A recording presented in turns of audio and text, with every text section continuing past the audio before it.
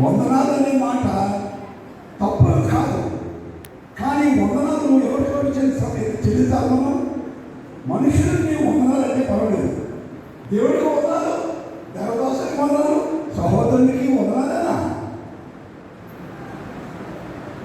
అది ఎంత మనం దేవుని ఎంత తక్కువగా గౌరవిస్తున్నామో అర్థమవుతుంది.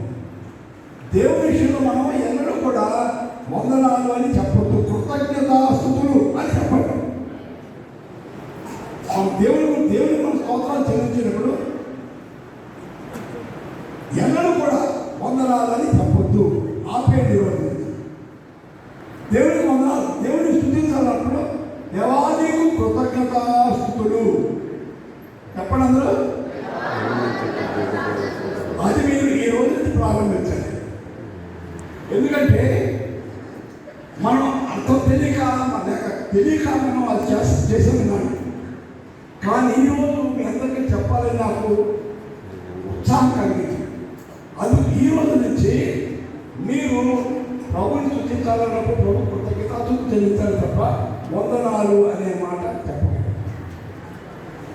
అందరికీ అర్థమైందన్న మాట, లేదా ఎవరికైనా పూర్తిగా అర్థం చేసుకున్నారు కదా? అర్థం పడదు కదా? అర్థమైంది కదా? ఆ విధంగా ఈ రోజుకి మీరు ప్రారంభించారు. స్తోత్రం.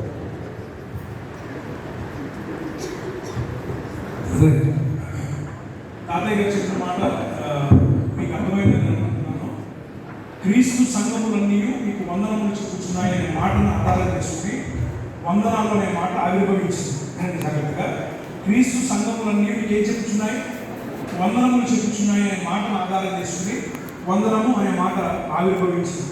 అయితే నిజానికి చెప్పాలంటే వందనము అనే మాటలో నిజానికి చెప్పాలంటే దైవికమైన